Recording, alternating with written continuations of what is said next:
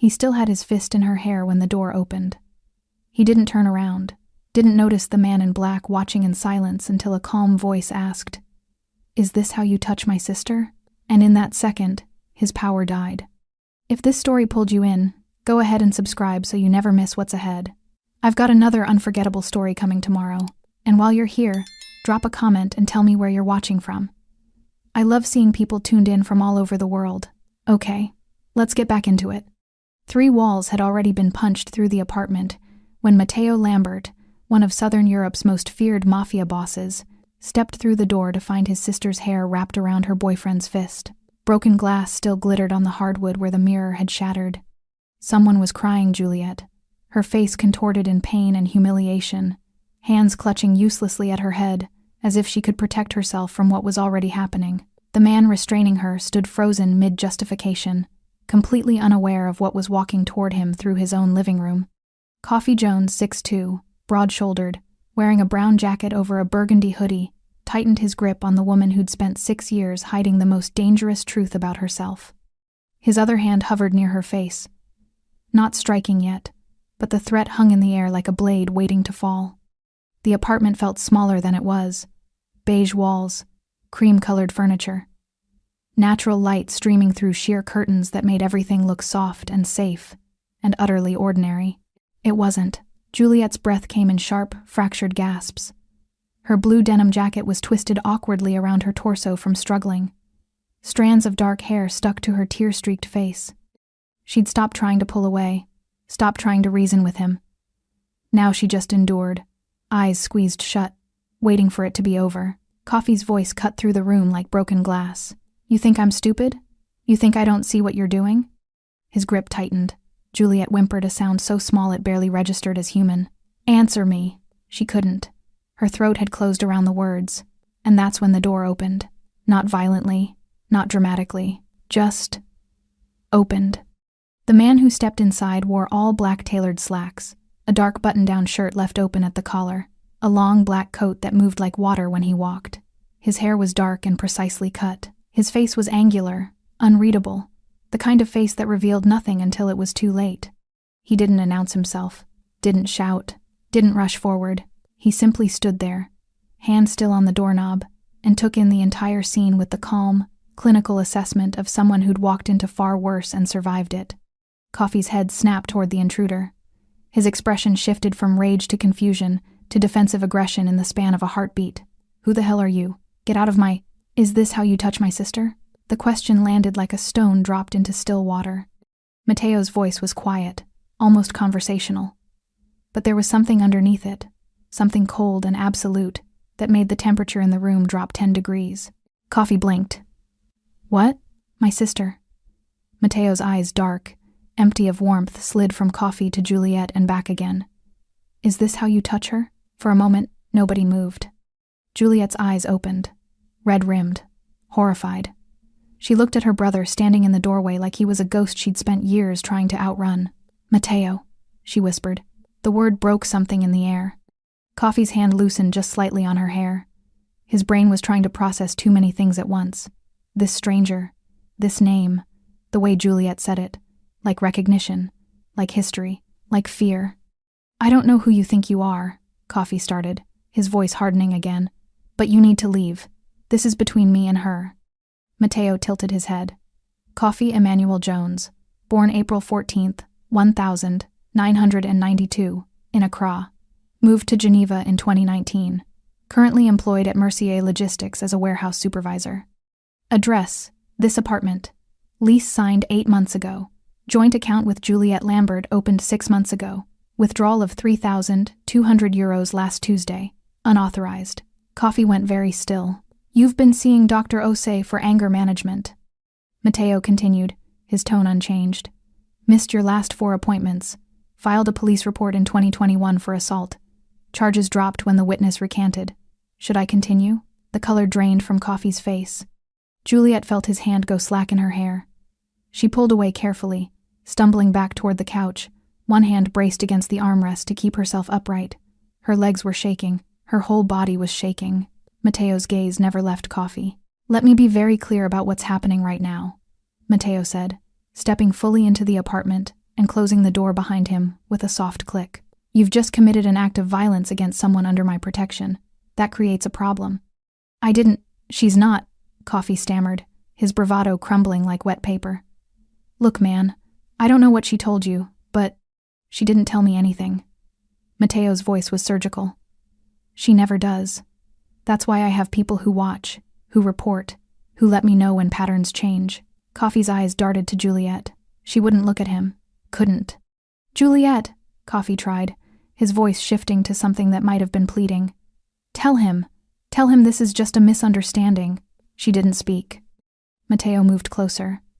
Not quickly. Each step measured, deliberate. He stopped 3 feet away from Coffee, close enough to be a threat, far enough to look patient. "I'm going to give you one opportunity," Mateo said, "to explain to me why I shouldn't make you disappear." The words hung in the air like a noose. Coffee opened his mouth, closed it. His hands, those same hands that had been so sure of their power 60 seconds ago, trembled at his sides. From the corner of the room, Juliet watched her 2 worlds collide. The life she'd built, the life she'd abandoned, both converging in a moment she'd spent 6 years praying would never come. Mateo glanced at her, just once, just long enough to see the welts forming on her wrists, the red marks on her scalp, the way she held herself like something already broken. When he looked back at Coffee, his expression hadn't changed, but the room felt different, smaller, colder, final. "Please," Coffee whispered. Mateo reached into his coat pocket and pulled out his phone. He dialed. The call connected on the first ring. "I need a cleanup team," Mateo said quietly. "Residential. 1 removal. No complications." He ended the call, and then he waited. Juliet was 9 years old the first time she saw her brother kill someone. Not with his hands, not with a gun, just with a phone call. The same kind of phone call he'd just made 60 seconds ago in her apartment while Coffee stood there, trembling. She'd been hiding behind the door of Mateo's study in their childhood home, a sprawling villa outside Lyon that smelled like old wood and expensive cigars. She wasn't supposed to be there, wasn't supposed to see. But children have a way of witnessing the things adults work hardest to hide. Mateo had been 23 then, already running parts of their father's operation, already feared. The man kneeling in front of him had been crying, begging, making promises he'd never have the chance to keep. Mateo listened to all of it with the same expression he wore, now patient, empty, final. Then he made a call. Then the man was gone. Juliet never asked what happened. She already knew. You didn't beg Mateo Lambert for mercy and walk away to tell the story. That night, she'd crawled into bed and decided something that would shape the next 17 years of her life. She would never become someone who needed that kind of protection. She would never be the reason someone knelt and begged. She would disappear. It took her until she was 18 to actually do it. Their father had died when she was 15, a heart attack, they said, though Juliet suspected Mateo's enemies had more creative methods than most people assumed. After the funeral, Mateo became something more than her brother. He became a wall between her and a world that wanted to devour anything connected to the Lambert name. He hired bodyguards she never saw but always felt. He vetted her friends, her teachers, her routes to school. He controlled everything, because control was the only language he understood, and Juliet suffocated under it. She didn't hate him.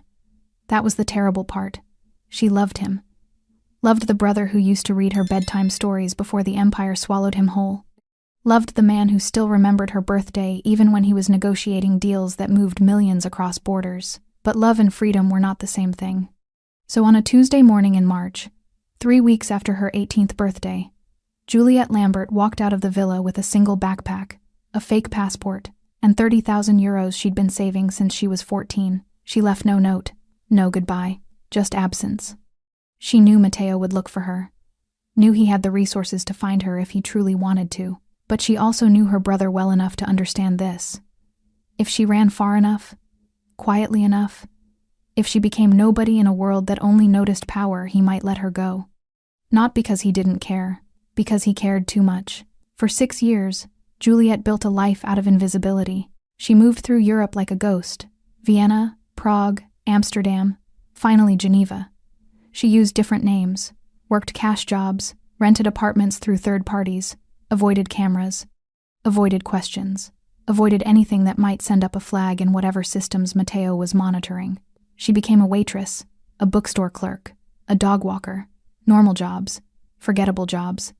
Jobs where nobody asked about your last name or why you paid rent 3 months in advance. She made exactly one friend, a woman named Claire, who worked at the same cafe and never asked about Juliet's past because she was too busy complaining about her own. It was the loneliest kind of freedom. Some nights, Juliet would lie awake in cheap apartments and wonder if Matteo knew where she was. If he was watching from a distance, letting her play at independence, while keeping her safe from threats she'd never see coming. Other nights, she convinced herself he'd moved on, built his empire higher, forgotten the little sister who chose ordinary over blood. Both possibilities hurt equally. She met Coffee on a Sunday in October. He'd smiled at her in a bookstore, easy, confident, warm, in a way that made her feel seen after years of practicing invisibility. They talked about novels neither of them had read. He made her laugh, asked for her number without pressure. Their first date was coffee that turned into dinner, that turned into walking through Geneva until the streetlights came on. He was charming, attentive. He asked questions about her day and actually listened to the answers. He didn't push when she was vague about her past, didn't demand explanations for why she never posted photos online, or why she always paid in cash. For 3 months, it was perfect. For 3 months, Juliet let herself believe she could have this something normal, something hers, something untouched by violence. Then the questions started. Small ones at first. Why don't you ever talk about your family? Where did you say you grew up? Why do you flinch when I raise my voice? Then the comments. You're too friendly with that guy at work. Why do you need your own bank account? I'm just trying to protect you. Then the control. He needed to know where she was, who she was with, why she was late, why she smiled at the barista, why she didn't answer his texts within 5 minutes. The first time he grabbed her wrist, he apologized immediately. Bought her flowers, promised it would never happen again. It happened again. And again, each time followed by apologies, by justifications, by promises that if she just stopped making him so worried, so jealous, so angry, it would stop. Juliet knew what this was. She'd been trained by bodyguards. She'd grown up around men who understood violence as a language. She knew the patterns, knew the escalation, knew exactly where this was headed. But leaving meant answering questions, filing reports, attracting attention. Leaving meant becoming visible, and visibility was the one thing Juliet Lambert could never afford. So she stayed. She made herself smaller, quieter, more careful. She stopped seeing Claire, stopped going to her favorite cafe, stopped doing anything that might trigger Coffee's rage. She survived, until tonight, until Matteo walked through the door and saw what surviving had cost her. Now, standing in her own apartment, while her brother made the kind of phone call that erased people from existence, Juliet felt the weight of 6 years collapse into a single, terrible truth. You could run from blood, but blood always remembered where to find you. Coffee Jones learned early that charm could get you anything violence couldn't. His father taught him that not through words, but through absence. The kind of absence that came from being locked up for putting hands on the wrong person at the wrong time. Coffee was 12 when the prison sentence started. 16 when his father finally got out, older and angrier, and determined to teach his son the lesson he'd learned too late. Never let them see you lose control. Control was currency. Control was power. And Coffee had spent his entire adult life perfecting the art of looking like the kind of man who never needed to raise his voice because everyone already wanted to please him. It worked beautifully, until he met someone who didn't need anything from him. Juliet had been different from the beginning. Most women Coffee dated were easy to read. They wanted something. Security, attention, status, escape from whatever chaos filled their lives. He could spot the hunger in their eyes within the first conversation and calibrate his approach accordingly. But Juliet looked at him like she was deciding whether he was safe enough to stand near.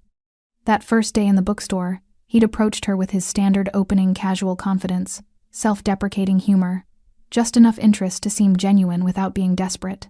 She'd smiled politely, answered his questions with the bare minimum, started to walk away. He should have let her go. Instead, he'd pivoted, dropped the performance, asked a genuine question about the book, in her hand some French novel he'd actually read in school. Her whole demeanor shifted. She stopped moving, started talking, actually looked at him, and Coffee felt something he hadn't felt in years. He felt like he'd won something worth winning. The first 3 months were the best of his life. Juliet was quiet, thoughtful, careful in ways that made every smile feel earned. She didn't demand expensive dinners or weekend trips. She was happy with walks and coffee and conversations that lasted until the streetlights came on. She never asked about his job, his money, his plans. She never scrolled through his phone or questioned where he'd been. She never needed him, and that was the problem. Coffee had built his entire sense of self around being needed, around being the solution to someone else's problem, the protector, the provider, the man who stepped in and fixed things. But Juliet didn't need fixing. She had her own apartment, her own job, her own carefully constructed life that existed completely independently of him. She'd smile and kiss him goodbye and disappear into that life without a single backward glance. It made him feel invisible, unnecessary, irrelevant. And Coffee Jones could not tolerate being irrelevant. The shift started so slowly, he didn't even notice it happening. A comment here, a question there. Who were you talking to? Why do you need to work late? That guy at the coffee shop was looking at you weird.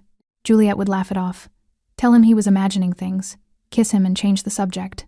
But Coffee wasn't imagining things. He saw how men looked at her quiet, pretty, self-contained. He saw how she moved through the world like she didn't need anyone's permission or protection. He saw the distance in her eyes sometimes, like she was remembering something he wasn't allowed to know about. She had secrets, and secrets meant she didn't trust him. And if she didn't trust him, what was the point of any of this? The questions became more frequent, more pointed. He needed to know where she was, who she was with, why she hadn't texted back immediately. Not because he didn't trust her, he'd tell himself, but because he cared. Because caring meant paying attention. Because how could he protect her if he didn't know what she was doing? Juliet started answering faster, started volunteering information before he asked, started coming home earlier, smiling wider, trying harder to prove something she shouldn't have needed to prove.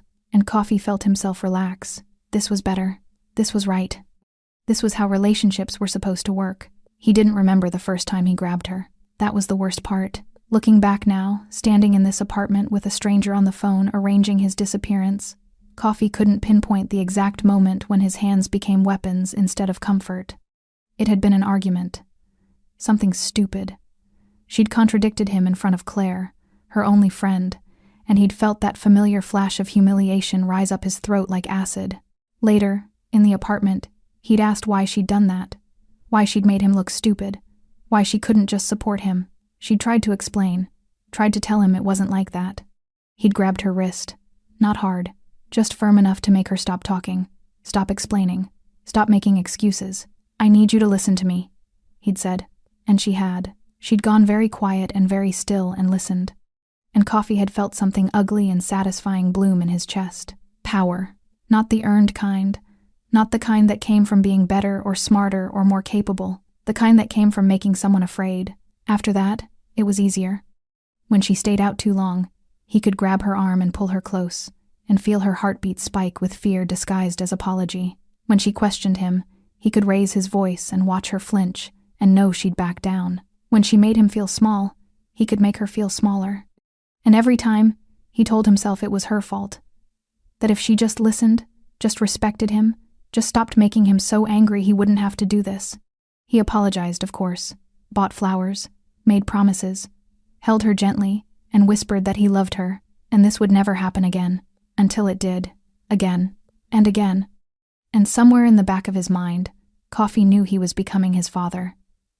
Knew he was following the same script that ended in prison cells and broken families and children who grew up afraid of their own anger. But knowing and stopping were not the same thing. Tonight had been different. Tonight she'd come home late. No explanation, no text. Just walked in like she had the right to disappear without permission. And something in Coffee had snapped. Not loudly. Not dramatically. Just snapped. He'd cornered her, demanded answers, grabbed her hair when she tried to turn away. He was going to make her understand. Going to make her see what she was doing to him. The door had opened, and now Coffee stood frozen in his own apartment, watching a man in black make a phone call that would erase him, and finally understood the truth his father learned too late. Control was never real. It was always just borrowed time before someone stronger took it away. Mateo Lambert had learned to read patterns the way other people read books. A missed phone call, a delayed email response, a purchase made at an unusual time in an unusual place. Most people saw random data. Mateo saw stories written in digital fingerprints, Stories that told him everything he needed to know about whether someone was lying, hiding, or about to become a problem. It was a skill that kept him alive in a world where trust was a luxury and mistakes were fatal. It was also the skill that had been tracking his sister for 6 years. Not closely, not invasively. He'd promised himself that much. Juliet wanted freedom, wanted distance, wanted a life that didn't smell like gun oil and blood money. He understood that, respected it even. But understanding didn't mean abandoning, so Mateo had built a system quiet, passive, nearly invisible. Financial monitoring on accounts she thought were anonymous, facial recognition alerts in cities where she might surface, keywords flagged in databases across a dozen countries. He never intervened, never made contact, never let her know he was watching. He just watched. And for 6 years, the data told him a consistent story.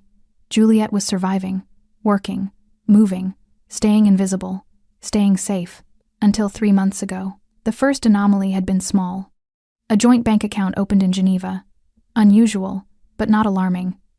Juliet was entitled to relationships, entitled to trust someone enough to share finances. Mateo noted it. Ran a background check on Coffee Emmanuel Jones. Found nothing immediately disqualifying. No criminal record beyond a single assault charge that had been dropped. Standard employment history. No flags in any intelligence databases. He filed it away and continued monitoring. The second anomaly came 5 weeks later. Juliet's spending patterns changed. She stopped going to her favorite bookstore, stopped meeting her friend Claire for coffee on Thursdays. Her grocery purchases shrank, fewer ingredients, more prepared meals, the kind of shift that suggested someone eating alone, even when they weren't living alone. Still not definitive. Relationships changed routines. That was normal. But Mateo had learned long ago that normal and safe were not synonyms. The third anomaly made him start packing. Unauthorized withdrawal from the joint account. 3,200 euros. Juliet's salary couldn't absorb that kind of loss. She'd had to pull from her emergency fund, the one she'd been building since she was 14, the one she protected like a lifeline. Someone was taking from her, and she was letting them. Mateo sat in his office in Marseille, a converted industrial space overlooking the harbor, all glass and steel and strategic sightlines, and stared at the data streams flowing across 3 monitors. His second in command, a sharp-eyed woman named Inez, stood in the doorway. "You're going to Geneva," she said. "Not a question. Tomorrow." Mateo didn't look away from the screens. "I need you to run the Italian shipment while I'm gone. How long? However long it takes." Inez moved closer, arms crossed. She'd worked for Mateo for 7 years, knew him well enough to read the tension in his shoulders, the way his jaw tightened when he was trying to stay rational about something deeply personal. "What did you find?" she asked quietly. Mateo pulled up a financial graph, showed her the withdrawal patterns, the spending changes, the geographic data that showed Juliet's movements becoming smaller, more constrained, more predictable. "Someone's isolating her," he said. "Could be normal relationship stuff." "Could be." Mateo closed the laptop.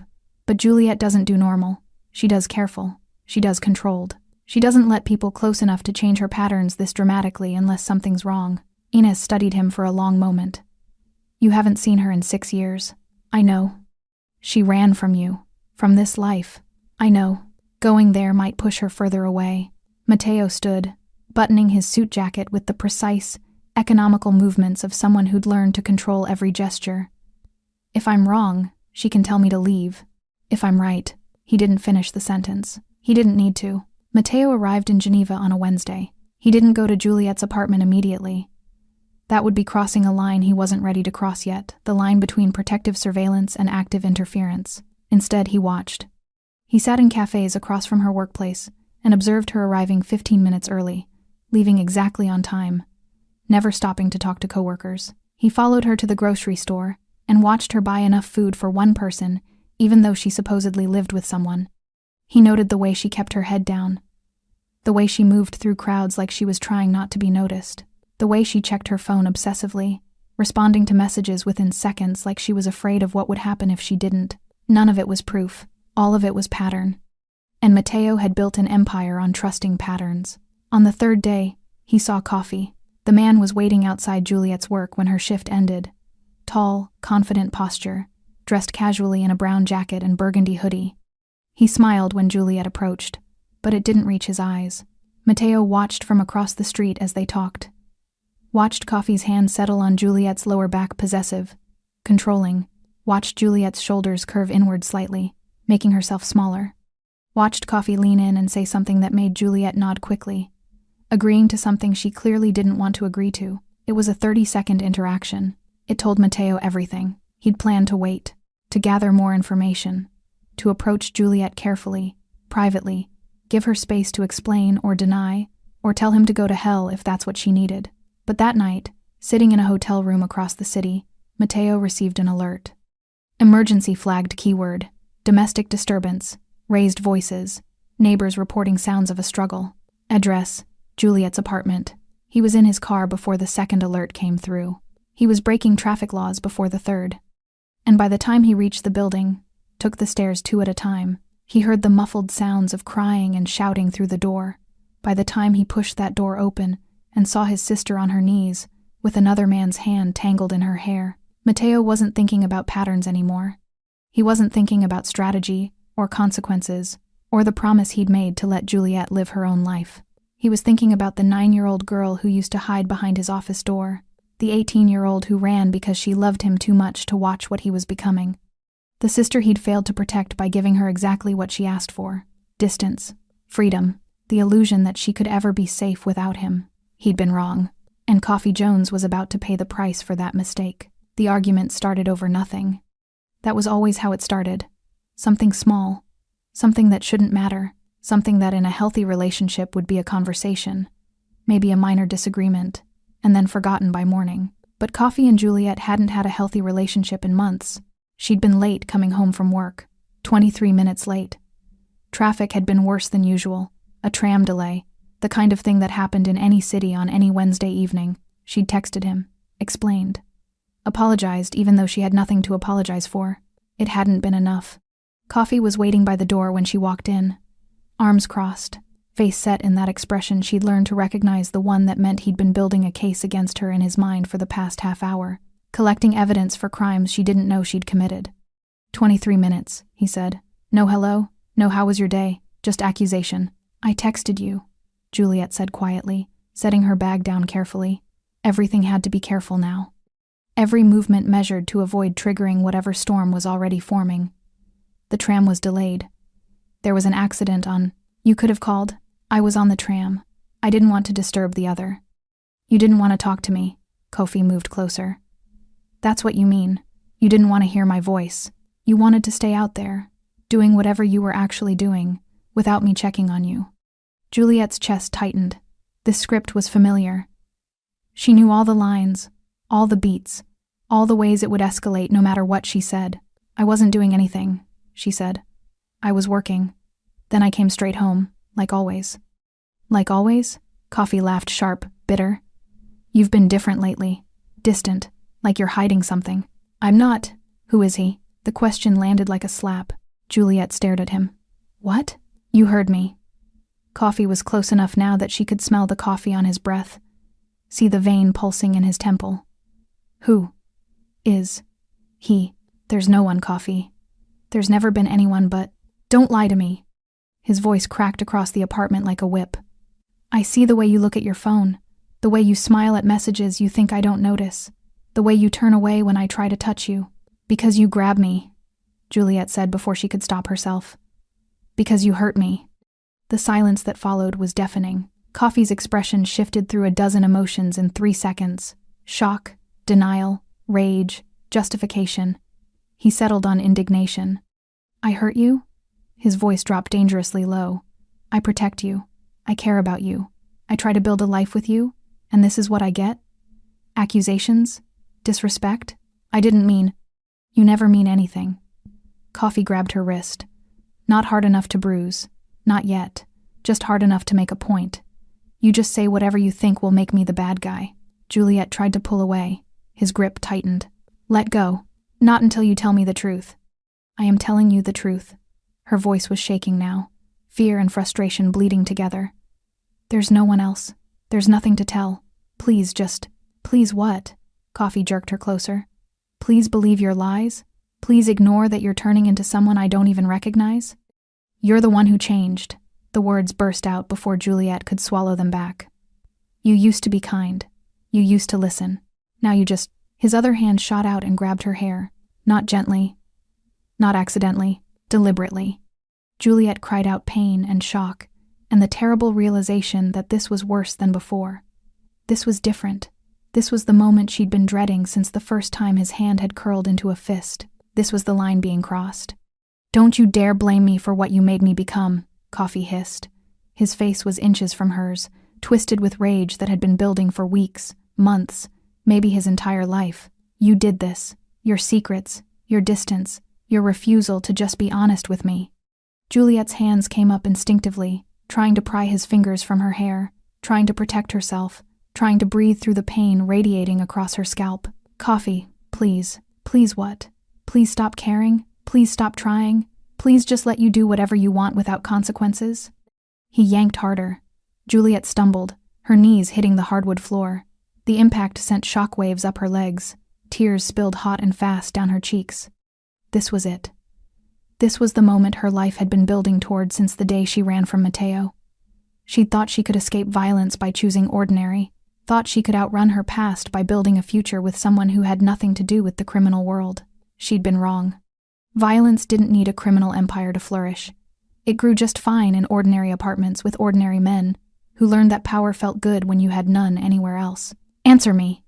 Coffee's voice was breaking now, rage and desperation mixing into something unrecognizable.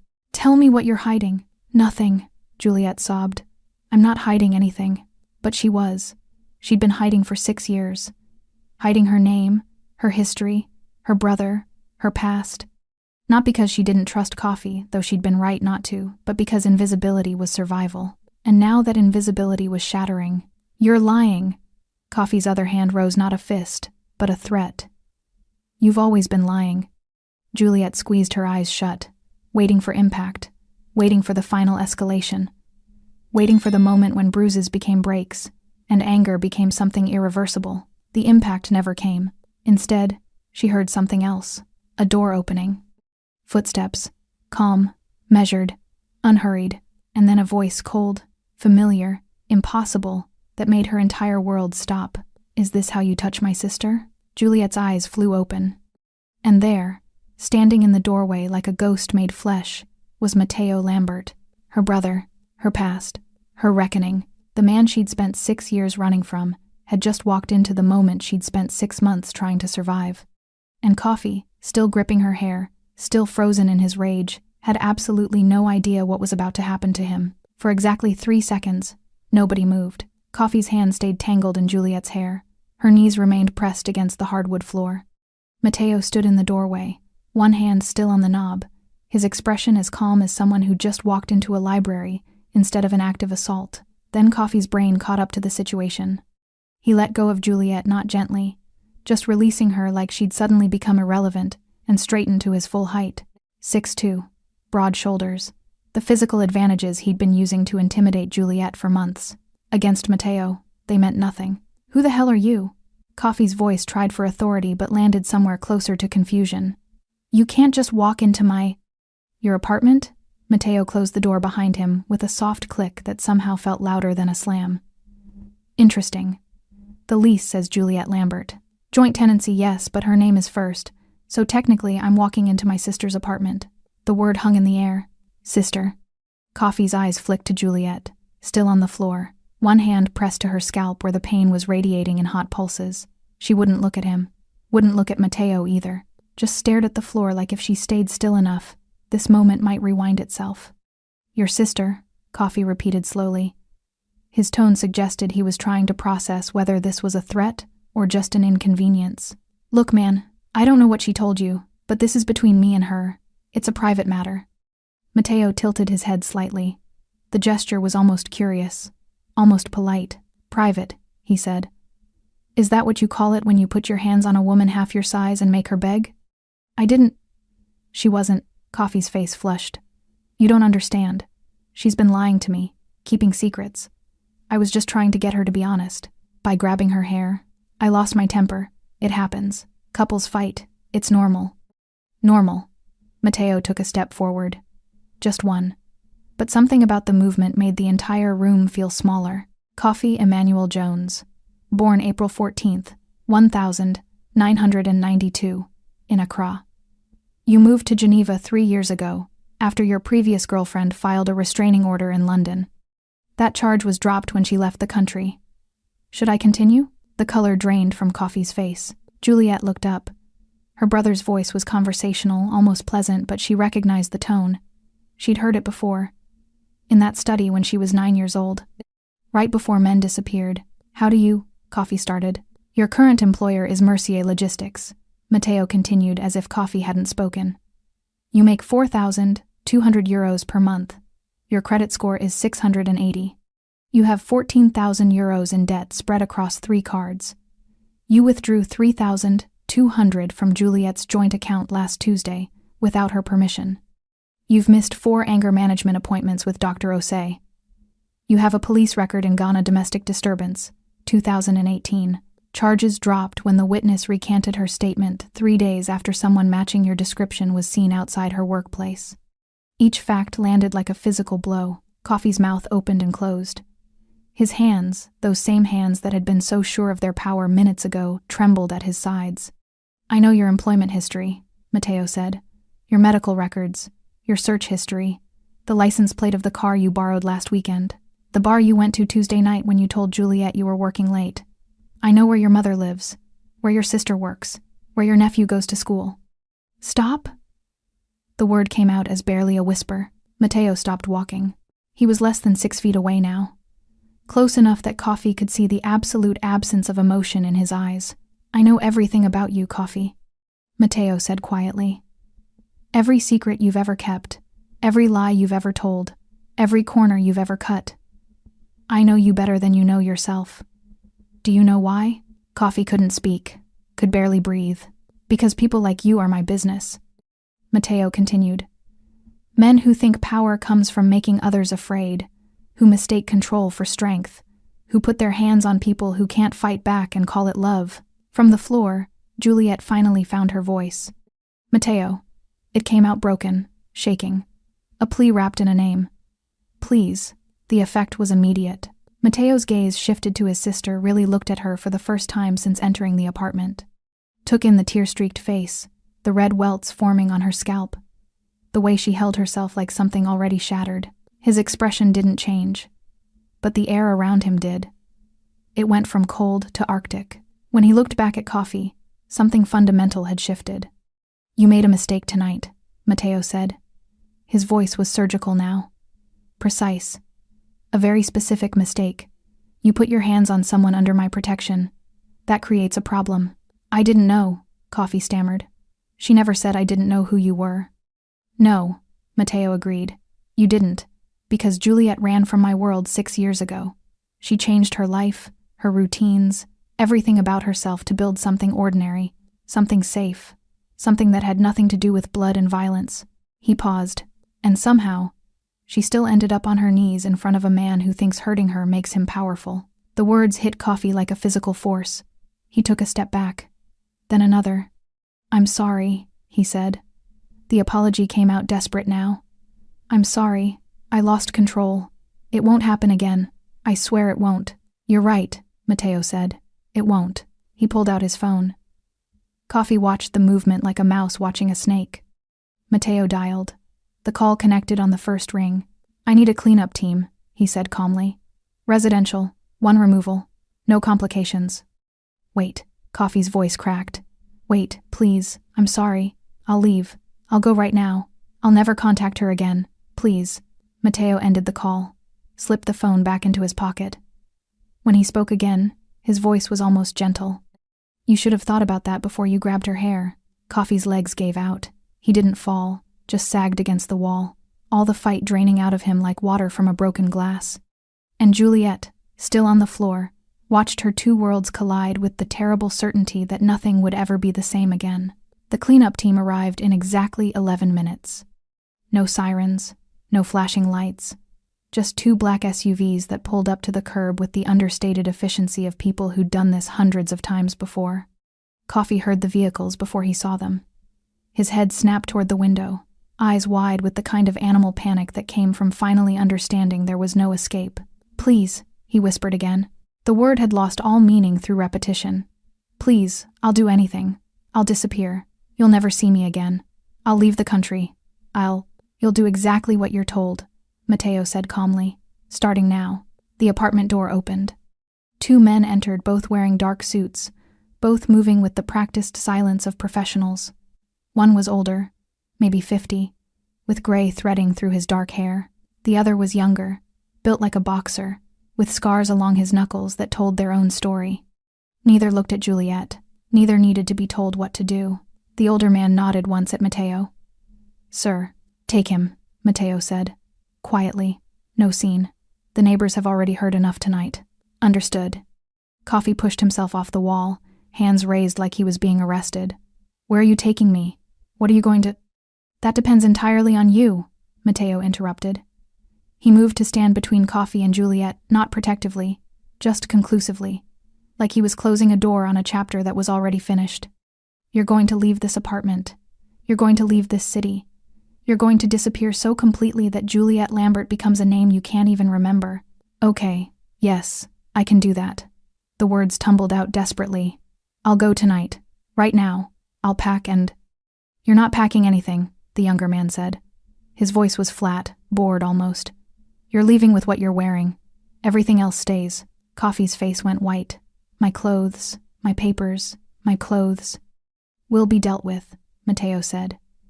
"You'll receive your documents and enough money to start over somewhere far from here. In exchange, you'll sign papers that transfer any claim on this apartment, the joint account, and anything else connecting you to Juliet. You'll never contact her again, never speak her name, never even think about coming back. And if I don't?" The question was asked quietly, almost hypothetically. Mateo's expression didn't change. "Then we moved to less pleasant solutions." The weight of those words settled over the room like snow, cold, silent, absolute. Coffee looked at the 2 men flanking him. Looked at Mateo standing there with his hands in his pockets like they were discussing the weather. Looked at Juliet still on the floor, finally watching now, her face unreadable. "This isn't legal," Coffee said weakly. "You can't just—" "Legal." Mateo's smile was thin, humorless. "You grabbed my sister by the hair in her own home and made her beg for mercy. You stole from her, isolated her, spent months systematically destroying her sense of safety. And you want to talk to me about legal?" He took a step closer. "Here's what's legal, Coffee. Legal is Juliet going to the police, filing a report, showing them the bruises on her wrists, the welts on her scalp, testifying about months of abuse. Legal is you going to prison for assault, theft, harassment. Legal is your name in the papers, your family finding out what kind of man you are, your future employers seeing your record." Mateo paused. "What I'm offering you is better than legal. I'm offering you invisibility, a chance to disappear before consequences catch up. Most men don't get that option." Coffee's jaw worked. His eyes darted between the men, the door, Juliet looking for any exit, any argument, any way out that didn't involve complete surrender. There wasn't one. "Okay," he said finally. The word came out broken, defeated. "Okay, I'll go. I'll sign whatever you want. Just don't hurt me." "That depends on you," Mateo repeated. "My men will take you somewhere secure. You'll sign documents. You'll provide information we need to ensure you stay gone. If you cooperate, you'll walk away with enough money to start over, and a lesson about what happens when you touch the wrong person. And if I don't cooperate?" Mateo's eyes went dead. "Then you become a cautionary tale." The older man moved forward, one hand settling on Coffee's shoulder, not violent, just firm, guiding. "Let's go." Coffee let himself be led toward the door. He moved like a sleepwalker. All the fight drained out of him, replaced by numb compliance. At the threshold he stopped, turned back one last time. "Juliet." "Don't." Mateo's voice cut through whatever apology or justification Coffee had been preparing. "Don't say her name. Don't look at her. Don't even think about her. You lost that right the moment you decided violence was love." Coffee's mouth closed, his shoulders sagged, and then he was gone. The door clicked shut. The sound of footsteps faded down the hallway. The building returned to silence. For a long moment, neither Mateo nor Juliet moved. The apartment felt enormous, suddenly. Empty in a way that had nothing to do with Coffee's absence and everything to do with the weight of what had just happened. Finally, Matteo crossed the room. He didn't rush, didn't make a show of concern, just moved with quiet purpose until he was kneeling in front of his sister, eye level, not boss to subordinate, not protector to victim, brother to sister. "Juliet," he said softly. She looked at him, really looked at him for the first time in 6 years. He was older, harder around the edges. The boy who used to read her bedtime stories was gone completely, replaced by something colder and more efficient, but his eyes were the same. And when he lifted one hand slowly, carefully, asking permission before touching her, she saw the ghost of the brother she'd run from, the brother she'd never stopped loving, the brother she'd never been able to escape. "I'm sorry," Matteo said. 2 words, quiet, honest. "I'm sorry I wasn't here sooner." Juliet's face crumpled. 6 years of running, 6 months of surviving, 6 minutes of watching her past collide with her present, all of it crashed down at once. She collapsed forward into her brother's arms and finally let herself break. And Matteo, who'd built an empire on never showing weakness, never admitting fault, never letting anyone close enough to hurt him, held his sister and promised himself that no one would ever make her feel this small again. No matter what it cost, no matter who had to disappear, no one. The room Coffee was taken to wasn't what he expected. No basement, no chains, no medieval torture chamber from the movies he'd watched where mobsters broke fingers and extracted confessions. Just an office. Clean, modern, minimalist in a way that suggested expensive taste. Floor-to-ceiling windows overlooking Geneva's city lights. A mahogany desk, leather chairs, abstract art on the walls that probably cost more than Coffee made in a year. It looked like a place where business happened, and that, somehow, was more terrifying than any dungeon could have been. The 2 men who'd escorted him, the older one with gray hair, the younger one with scarred knuckles, positioned him in a chair facing the desk. Not roughly. They didn't need to be rough. Coffee's legs had already given up any thought of running. "Wait here," the older man said. They left. The door closed with a soft click that sounded exactly like the one in Juliet's apartment. The one that had sealed his fate. Coffee sat alone in the chair and tried to breathe. His hands were shaking. His heart hammered against his ribs like it was trying to escape his body. Every story he'd ever heard about organized crime flooded his mind. Disappearances, concrete boots, bodies that never surfaced. Was this how it ended? Not in a dramatic confrontation, but in a clean office with expensive art and a view of the city he'd never see again. The door opened. Matteo walked in. He'd removed his coat, rolled up his sleeves. The movement revealed forearms marked with ink, intricate designs that looked less like decoration and more like a language Coffee couldn't read. He sat behind the desk, didn't speak immediately, just opened a laptop, typed something, studied the screen with the detached interest of someone reviewing a grocery list. Coffee waited, sweating, terrified. Finally, Matteo looked up. "Do you know why you're still alive?" he asked conversationally. Coffee's throat closed. He managed to shake his head. "Because killing you would upset my sister," Matteo said simply. "Juliet has spent 6 years trying to build a life that doesn't involve violence. She ran from my world specifically to avoid this."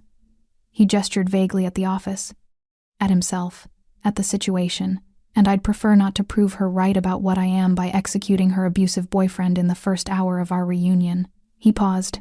"So you get to live. Congratulations." The word should have been a relief. Instead, it landed like a threat. "Thank you," Coffee whispered. "Don't thank me yet." Matteo turned the laptop around. The screen showed a document-dense legal text, multiple pages. "This is a contract. You're going to sign it. Do you know what it says?" Coffee stared at the words. They blurred together. "No. It says you're transferring all rights to the apartment to Juliet. It says you're relinquishing any claim on the joint bank account. It says you're agreeing to a restraining order that covers not just Geneva, but all of Switzerland, France, and Italy.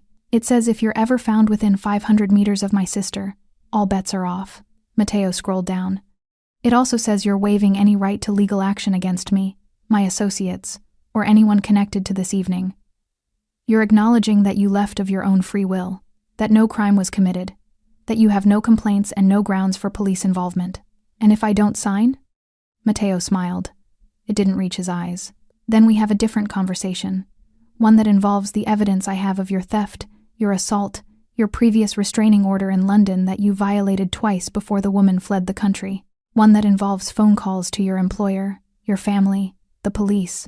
One that involves making sure everyone you know understands exactly what kind of man you are. He leaned forward.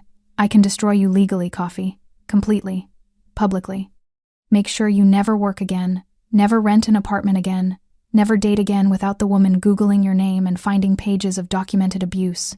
I can do all of that without ever touching you. The words hung in the air. Or, Matteo continued, you can sign. Take the money I'm offering enough for 6 months of living expenses somewhere far from here.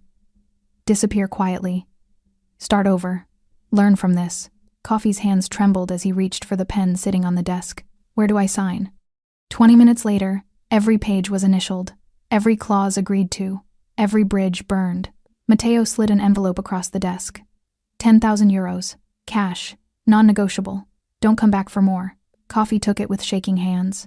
There's a train to Milan in 2 hours, Matteo said. My men will drive you to the station. You'll get on that train.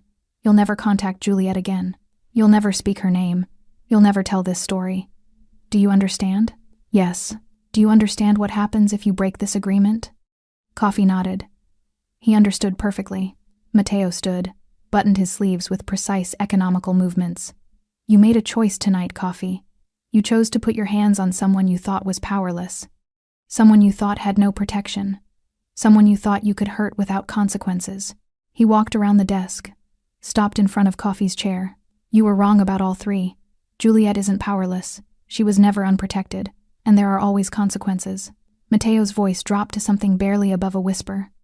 The only reason you're walking out of here is because my sister asked me to stop. Not because you deserve mercy. Not because you've earned forgiveness.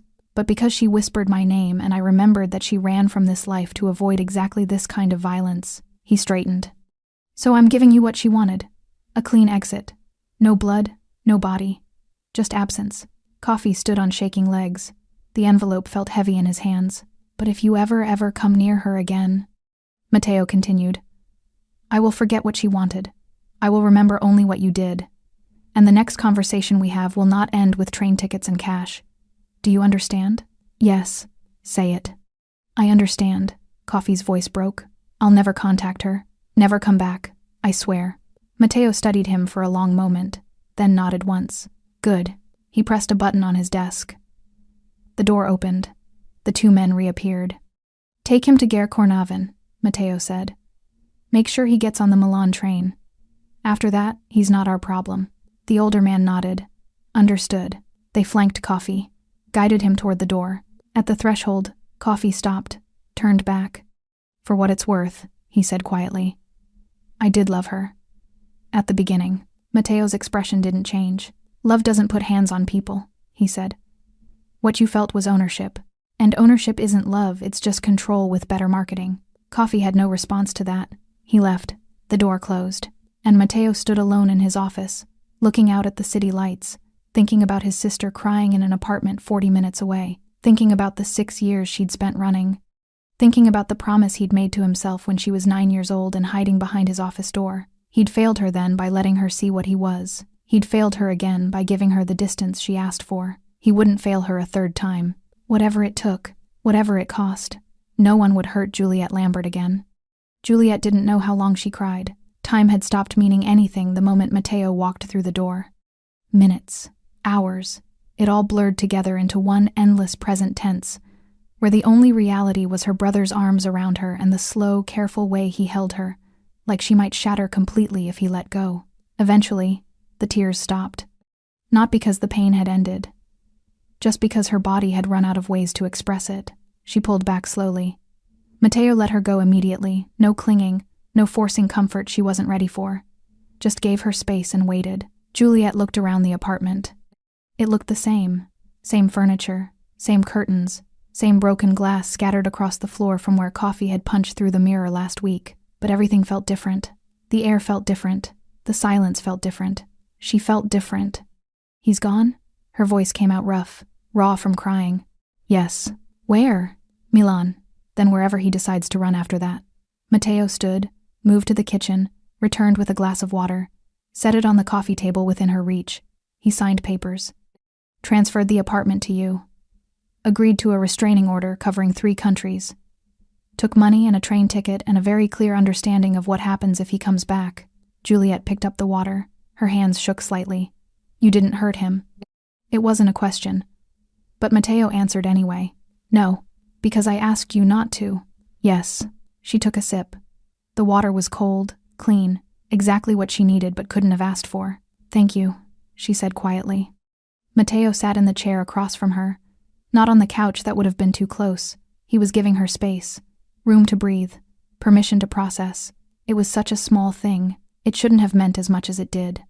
I'm sorry I didn't come sooner, Matteo said. I was monitoring, watching from a distance.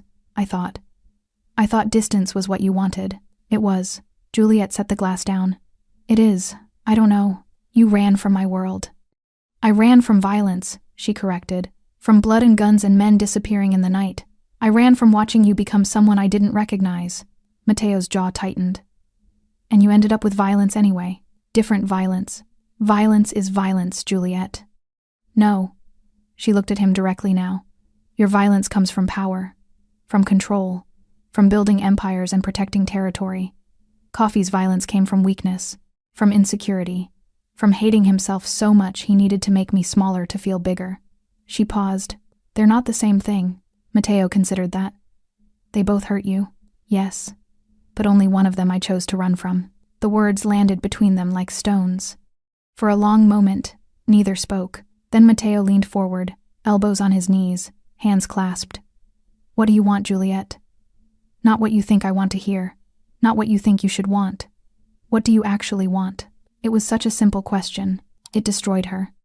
Because Juliet had spent 6 years knowing exactly what she wanted. Freedom, anonymity, normalcy, safety.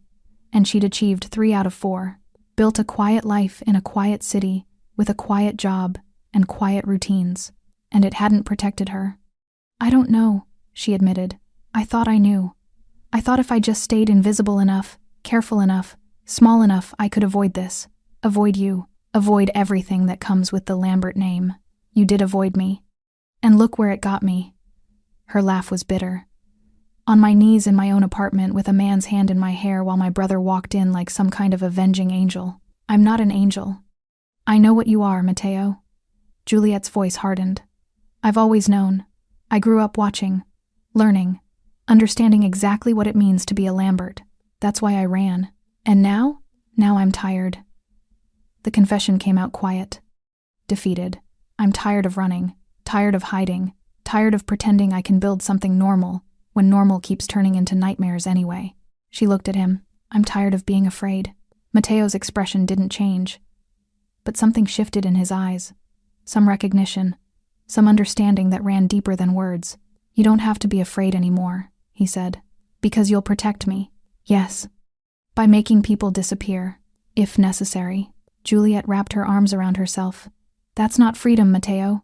That's just a different kind of cage. Maybe. He didn't argue.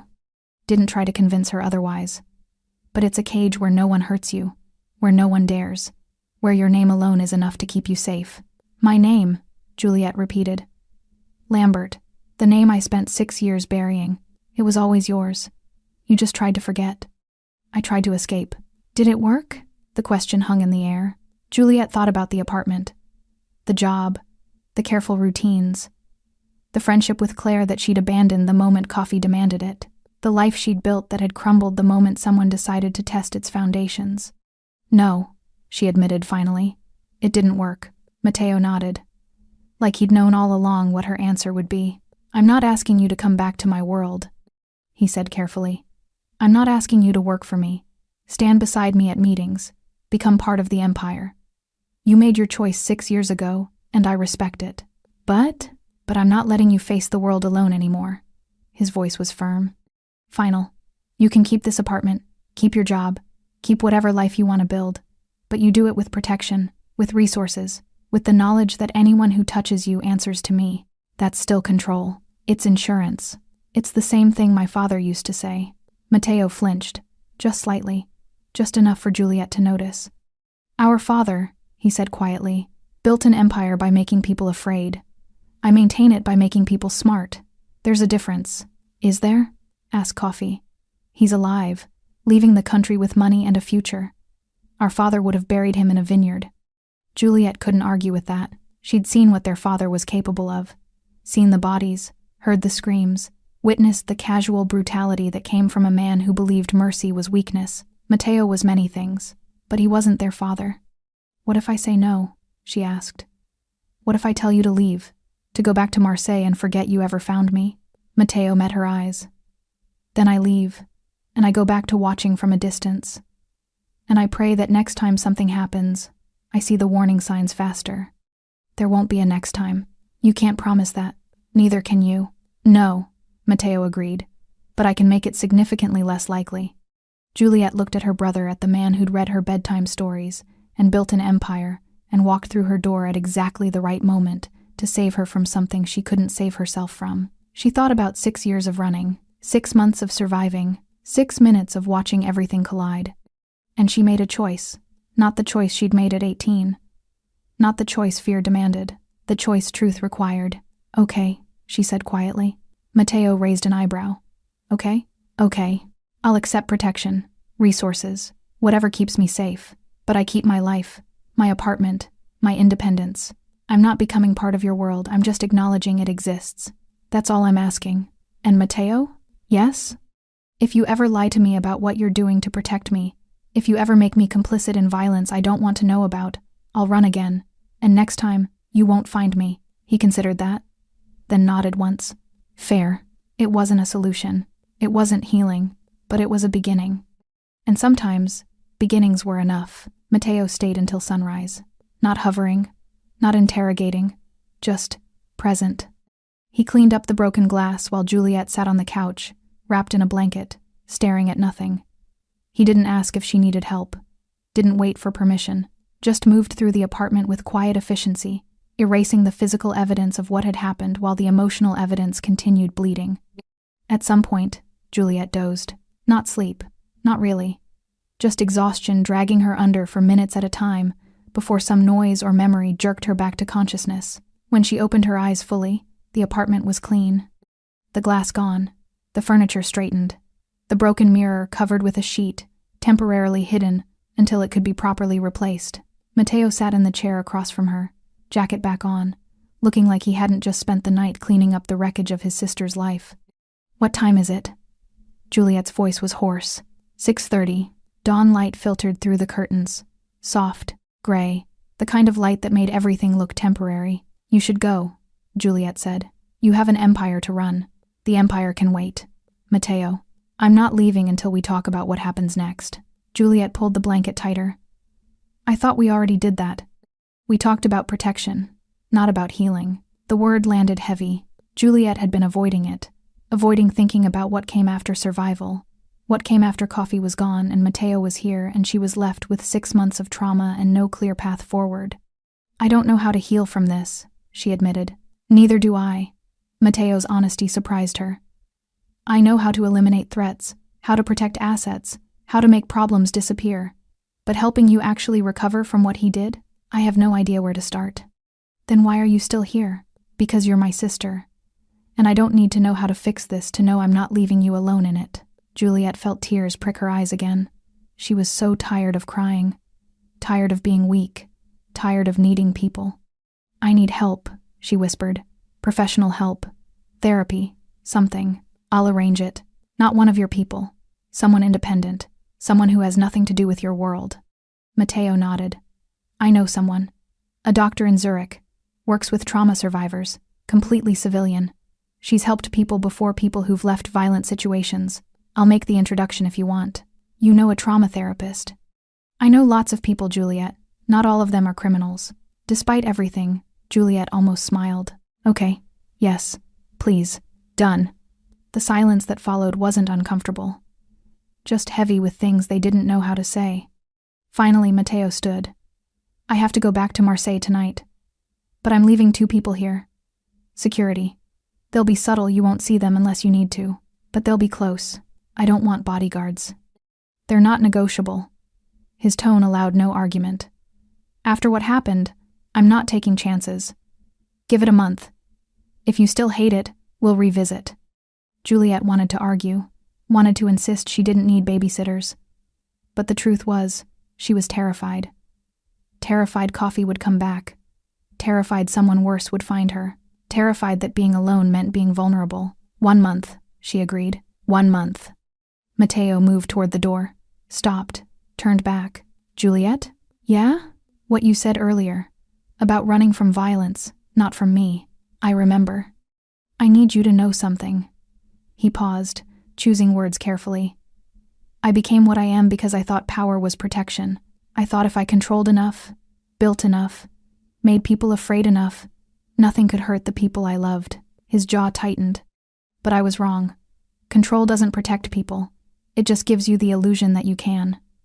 And in the process of building that illusion, I became exactly what you needed to run from. Juliet stood slowly. The blanket slipped from her shoulders.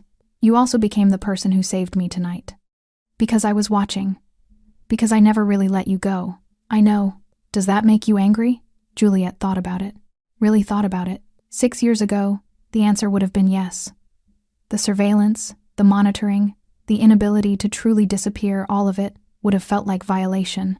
Now she understood that love and letting go were sometimes incompatible. No, she said finally.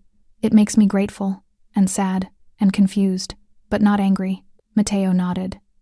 He understood complicated emotions. His entire life was built on them.